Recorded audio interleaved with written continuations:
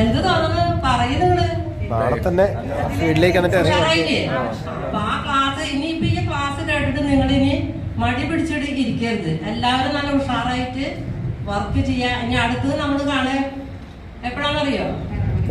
ക്യാമ്പിന്.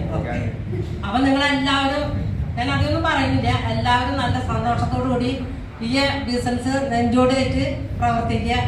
പിന്നെ മീൻ സാർ പറഞ്ഞ പോലെ ആശാൻ സാർ മരിച്ചിട്ട് നാളേക്ക് 6 വർഷം തികഞ്ഞു.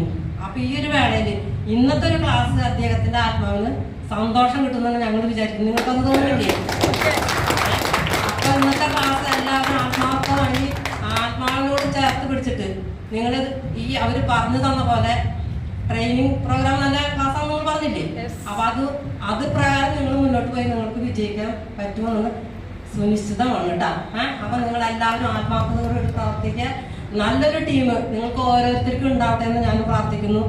അതുകൊണ്ട് നിങ്ങൾ ഇന്ന് തൊട്ട് ഇനി എല്ലാം മടി മാറ്റി വെച്ച്, ഇപ്പൊ വിഷു കഴിഞ്ഞു, എല്ലാ തിരക്കുകളൊക്കെ കുറെ ഒഴിഞ്ഞിട്ട് നിങ്ങളുടെ ലേഡീസിനോടാണ് ചോദിക്കുന്നത് ഇല്ലേ? ഒഴിഞ്ഞില്ലേ?